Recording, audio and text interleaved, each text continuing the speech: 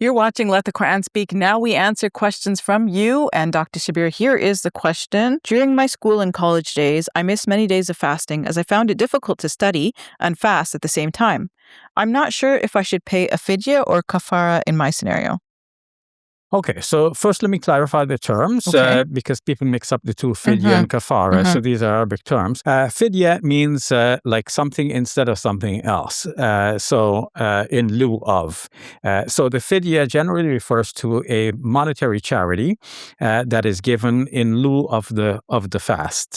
So this, according to classical interpretations, applies to persons who are too old to fast, too weak to fast, somebody who has a chronic illness, doesn't expect to get better.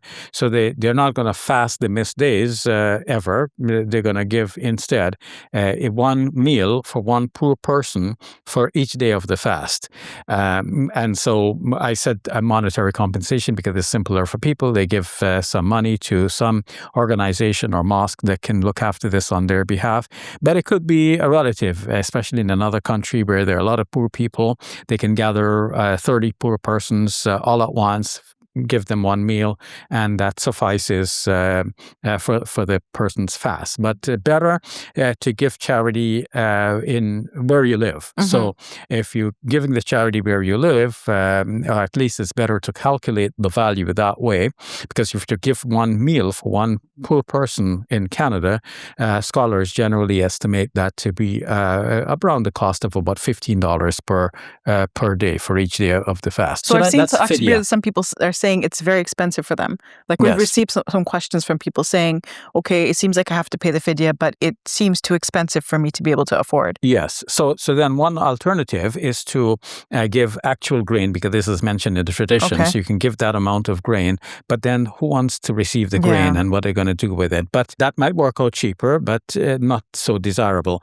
and pleasant to deal with. But you can arrange with somebody in another country to do the feeding on your behalf, and you pay the expenses. So the expenses may be far less in another country. Okay, now the kafara. Kafara, it really refers to like covering up something, right? So you have done a sin and you're doing a good deed to cover up the sin, to wipe it out. And in the context of fasting, if you had broken the fast while you had already intended it, you started out fasting, but you did something that nullifies it during the day, well, then you have to pay a penalty, basically. So the penalty sometimes is severe, right? It's not just fasting the one day in to make it up. That does not apply in this case, because the questioner did not start fasting. Just the questioner is saying, okay, I had exams, so I decided not to fast because I didn't think I can do both at once, fast and prepare for my exams. But later in the question, the person did say that they weren't sick or anything like that. Exactly. It just felt like, oh, it's going to be hardship for me. Yes. So in this case, that means the fasting is still due on them, right? Okay. So whenever Ramadan is over, like they fast the remaining days of Ramadan, obviously, when they're not doing their exams, and then after Ramadan is over, those days that they had missed due to their exams, well, they would have to make it up now, according to the classical law. That means starting with the idea that it is fard or compulsory for each individual to fast each and every day of the month.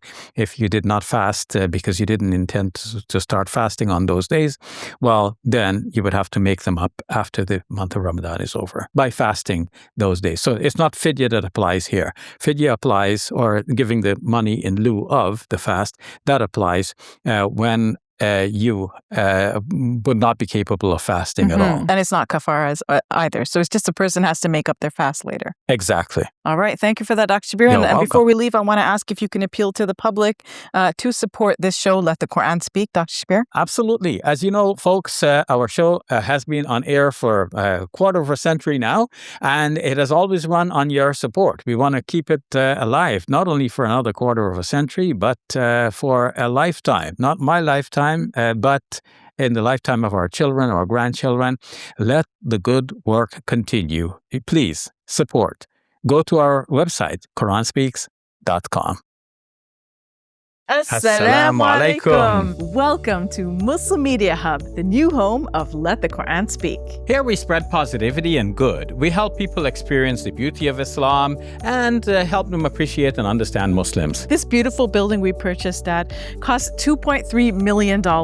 Yeah, we've already raised a third of that money, and with your help, inshallah, we can pay off the rest. So we're looking for people who can give $1,000 each. If you can be part of the select group, that's amazing. Otherwise, just please give whatever you can. Every dollar counts. It's our collective responsibility to share the message of Islam with our fellow human beings.